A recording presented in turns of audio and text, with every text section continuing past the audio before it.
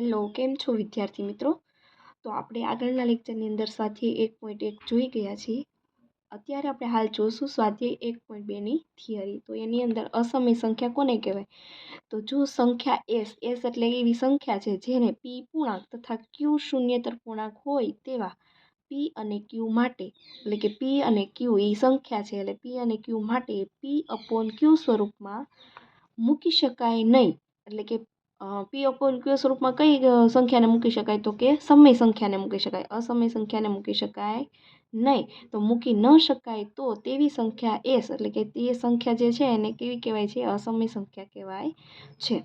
હવે આપણે ઉદાહરણ તરીકે જોઈએ તો √2, √3, પાઈની કિંમત કઈ આવશે? 3.14. પછી √15 એને કેવી કહેવાય છે? અસમય સંખ્યા કહેવાય છે, જેનું વર્ગમૂળ નીકળી શકે નહીં, તે સંખ્યાને અસમય સંખ્યા કહેવાય છે. હવે છે વાસ્તવિક સંખ્યા કોને કહેવાય? સમય સંખ્યા અને અસમય સંખ્યા. સમય સંખ્યા આપણને જે આગળની થિયરીમાં પહેલી થિયરી ભણ્યા પાર્ટ 1ની અંદર, એ થિયરીની અંદર ભણ્યા છે કે સમય સંખ્યા કોને કહેવાય? તો કે પી અપોન ક્યુ સ્વરૂપમાં લખી શકાય, એને કેવી કહેવાય? સમય સંખ્યા કહેવાય. તો સમય સંખ્યા અને અસમય એટલે એને વર્ગમૂળ ન નીકળે, √2 અને √3 જેવી સંખ્યા, એ સંખ્યાના ગણને, એટલે કે આ સંખ્યા અને સમય સંખ્યા બે ભેગી થાય એટલે એ જે ગણ બને છે એના સમૂહને વાસ્તવિક સંખ્યા કહેવામાં આવે છે. ઓકે, હવે આપણે જોઈશું ઉદાહરણ નંબર 3. એક ક્વેશ્ચનની અંદર કહેવા માંગે છે સંખ્યા રેખા પર √2 દર્શાવો. √2ની અંદર જે સંખ્યા છે મતલબમાં એને ક્યાં દર્શાવવાની છે? સંખ્યા રેખા ઉપર દર્શાવવાની છે. તો આની અંદર આપણે પાયથાગોરસ પ્રમેય જે આગળના ધોરણની અંદર ભણી ગયા છીએ એ આપણે અહીંયા યુઝ કરવાનો આવશે. તો પાયથાગોરસ પ્રમેય શું કહેવા માંગે છે? પાયથાગોરસ પ્રમેય એમ કહે છે કે બે બાજુના સરવાળા બરાબર ત્રીજી બાજુ હોય છે. મતલબમાં આ કર્ણ થાય અને આ શું થાય? તો કે બાજુ થાય. ઓકે, તો આપણે લખી શકીએ કર્ણનો વર્ગ બરાબર બાજુનો સ્ક્વેર પ્લસ બાજુનો સ્ક્વેર. ઓકે, એમ લખી શકીએ. હવે અહીંયા બે ઘાત છે, સામેની સાઈડ જઈને તો આમ √ થઈ જાય, મતલબમાં જે આ 2ની ઉપર જે છે ને એવી રીતે √ થઈ જાય. ઓકે, ચાલો હવે √2ને મારે દર્શાવવું હોય તો કઈ રીતે દર્શાવી શકીએ? તો કે 2 છે તો હું 1 + 1 લખી શકું, તો 2 થઈ ને. હવે અહીંયા શું કરશું? તો કે અહીંયા બાજુનો સ્ક્વેર છે, અહીંયા બાજુનો સ્ક્વેર છે, તો અહીંયા આપણે એવી રીતે એપ્લાય કરવું પડશે, કેમ કે આ પાયથાગોરસ પ્રમેયનો યુઝ કરીને આપણે આકૃતિ ડ્રો કરવાની છે એટલા માટે. ઓકે, ચલો તો અહીંયા હું 1નો સ્ક્વેર લખું, અહીંયા 1નો સ્ક્વેર લખું. હવે તમને ખ્યાલ જ છે કે 1ની 2 ઘાત કરો, 1ની 3 ઘાત કરો, જવાબ હંમેશા શું આવશે? એક જ જવાબ આવશે. ઓકે, ચાલો અહીં 1નો સ્ક્વેર એટલે 1 થશે, 1નો સ્ક્વેર એટલે 1 થશે, 1 + 1 એટલે કેટલા થશે? 2 જવાબમાં આવશે. તો અહીંયા 2 આપણે લખી શકીએ.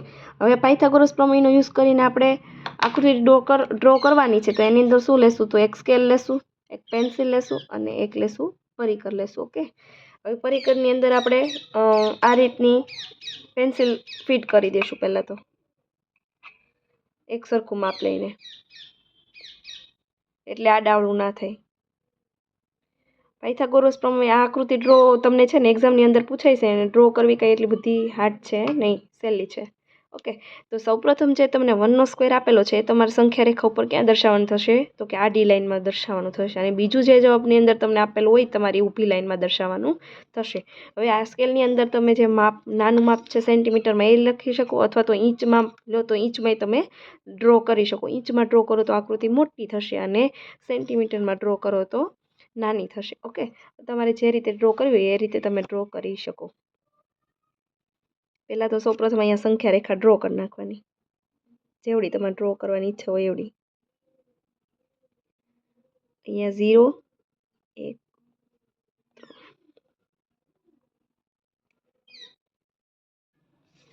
હવે તમારે શું કરવાનું છે? તો કે અહીંયા તમે કાપા મૂક્યા છે, અહીંયા લખી નાખવાનું 0, 1, 2, 3, 4, 5. હવે તમને પેલું જે આપેલું છે માપ 1નો સ્ક્વેર એ તમારે અહીંયા દર્શાવવાનું. તો કે અહીંયા મેં દર્શાવી દીધું 1 સેન્ટીમીટર. તો અહીંયા 1 સેન્ટીમીટર લીધું, તો 1 સેન્ટીમીટર તમારે નામ આપી દેવાનું. પછી તમને બીજું જે માપ આપેલું છે ક્યાં લેવાનું છે? તો અહીંયા જ્યાં તમારે માપ 1 સેન્ટીમીટર લીધેલું છે ત્યાંથી લેવાનું છે. કઈ રીતનું લેવાનું છે? તો કે ઊભું માપ લેવાનું છે. હંમેશા પહેલું માપ આડું લેવાનું થશે અને બીજું માપ તમારે હંમેશા ઊભું લેવાનું થશે. ઓકે, ચાલો તો આ રીતે લઈ લેશું. ચાલો એ કેટલું પણ લીધું, 1 સેન્ટીમીટર જ લીધું, તો લખી નાખવાનું 1 સેન્ટીમીટર. હવે તમારે શું કરવાનું છે કે 1 સેન્ટીમીટર જ્યાં પૂરું થઈ છે અને અહીંયા 0 થી ચાલુ થાય છે, અહીંયા બેને જોઈન્ટ કરી દેવાનું છે. ઓકે, વ્યવસ્થિત જોઈન્ટ કરવાનું છે એટલે તમારી આકૃતિ પરફેક્ટ થાય. હવે તમારે શું કરવાનું છે તો કે અહીંયા 0 થી અને જ્યાં તમે 1 સેન્ટીમીટર માપ લીધું છે એટલી ચાપ ખોલવાની છે, આટલી ચાપ ખોલવાની. ખુલી ગઈ. હવે તમારે અહીંયા ઓ પાસે રાખીને એટલે 0 પાસે રાખીને અહીંયા તમારે સામેની સાઈડ ચાપ મારવાની છે. એ તમારું જે માપ આવશે એ શું આવશે? √2. અહીંયા તમે √2 કહી શકો. અહીંયા આપણી આકૃતિ પૂરી થઈ છે. મતલબમાં અહીંયા √2 કહી શકો. અહીંયાથી અહીંયા સુધીનું માપ છે તમે ચાપ મારેલી છે એટલે અહીંયાથી અહીંયા સુધીનું માપે તમે √2 કહી શકો. ઓકે, આ આકૃતિ તમને આવડી ગઈ તો આના પછીની જે ઉદાહરણમાં છે એ પણ આવડી જશે અને સ્વાધ્યાયની અંદર છે એ પણ તમને આવડી જશે. આપણે જોઈશું ઉદાહરણ નંબર 4. તો ઉદાહરણ નંબર 3 જે તમે કરેલું છે એ તમને જો આવડી ગયું હશે પરફેક્ટ, તો ઉદાહરણ નંબર 4 તમે ઇઝીલી કરી શકશો.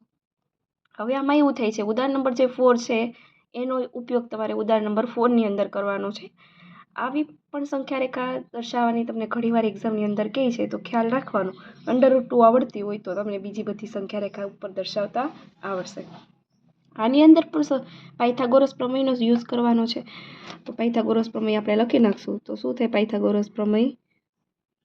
તો આપણે ખ્યાલ જ છે શું થાય છે કે અહીંયા કર્ણનો વર્ગ, બાજુ અને બાજુ. તો એ સૂત્ર આપણે લખી નાખશું. કર્ણનો સ્ક્વેર બરાબર બાજુનો સ્ક્વેર પ્લસ બાજુનો સ્ક્વેર. ઓકે, મેં તમને કીધું છે √3 છે.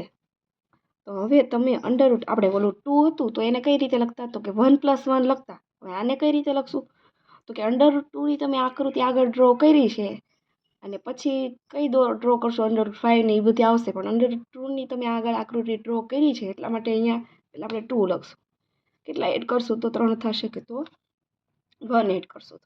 તો હવે અહીંયા સ્ક્વેર છે તો અહીંયા તમારે સ્ક્વેર કરવો હોય તો શું કરશું? તો કે અહીંયા 1 નો સ્ક્વેર કરું તો 1 થઈ જશે, પણ અહીંયા તો 2 છે તો 2 નો સ્ક્વેર કરું તો કેટલા થાય? 4 થઈ જાય. તો 4 મારે થોડે 4 ને 1 5 થઈ જાય, તો મારે કેટલા જોઈએ છે? 3 જોઈએ. મતલબમાં તમે √2 નો વર્ગ કરશો તો કેટલા જવાબ આવશે? 2. 2 કઈ રીતે આવશે તો હું તમને શીખવાડું. 2 છે એમને. હવે જે √ છે એને કઈ રીતે લખી શકો? તો કે 1/2 તમે લખી શકો. એની પાછી કેટલી ઘાત? 2 ઘાત. 2 અહીંયા ગુણાકારમાં છે, અહીંયા ભાગાકારમાં છે, તો 2 2 કેન્સલ, તો 2 ની 1 ઘાત એટલે કેટલો જવાબ આવશે? 2. તો અહીંયા લખી શકું હું √2 નો 2 ઘાત પ્લસ 1 ની 2 ઘાત. સમજાણું? હવે તમને ખ્યાલ છે. હવે તમારે આ જ સંખ્યા રેખા ઉપર ડ્રો કરવાનું છે. હવે તમે એમ કહેશો કે સ્કેલની અંદર √2 તો ક્યાંય આપ્યું નથી, એવું કહેશો ને? એવો ઘણાને ક્વેશ્ચન થાય ને. તો √2 તમને આની સ્કેલની અંદર આપ્યું નથી, મતલબમાં તમારે √2 ની શું કરવાની છે? પહેલાં તો આગળના જે ઉદાહરણની અંદર તમે જે આકૃતિ ડ્રો કરી છે અહીંયા પહેલાં શું કરવાનું છે? ડ્રો કરી નાખવાની છે. પછી એમાં 1 તમારે પાછું ઊભું એડ કરવાનું છે. બીજી સંખ્યા હોય એ તમારે ક્યાં કરવાની છે? ઊભી એડ કરવાની છે.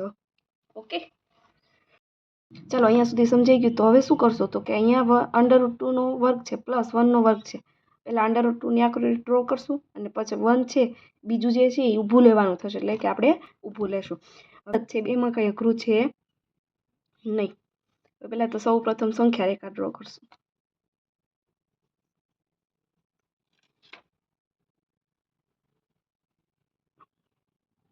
આખા પાડી દેશું એટલે સંખ્યા લખવામાં તમને ઇઝી રહે.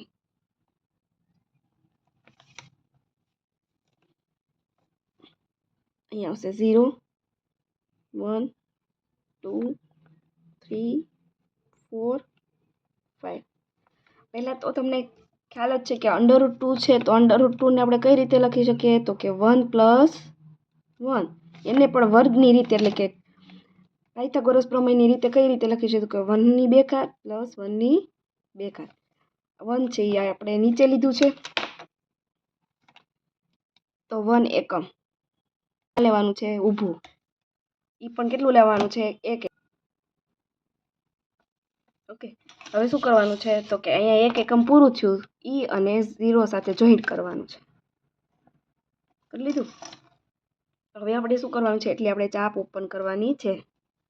અહીંયાથી રાખીને અહીંયા સુધીની ચાપ ઓપન કરવાની છે. પછી તમારે શું કરવાનું છે, અહીંયા રાખીને હલે નહીં એ રીતે તમારે ચાપ મારવાની છે.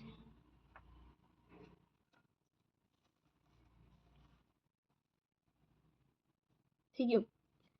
ચાલો હવે અહીંયા તમે √2 કહી શકો, અને અહીંયાથી 0થી અહીંયા સુધી એટલે કે ચાપ જ્યાં છે ત્યાં સુધીનું માપને તમે શું કહી શકો, √2 કહી શકો. અહીંયા પોઈન્ટ કરી નાખવાનું, કેમ કે હજી આપણી આકૃતિ અહીંયા પૂરી થઈ નથી.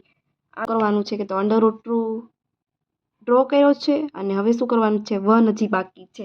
અહીંયાથી પાછું તમારે શું કરવાનું, જ્યાં તમારી ચાપ છેદી છે ત્યાંથી શું કરવાનું છે, 1 એકમ લેવાનું. ચલો અહીંયા 0થી અહીંયા જ્યાં 1 એકમ લીધું છે, જ્યાં એનો છેડો આવે છે અહીંયાથી જોઈન્ટ કરી દેવાનું છે.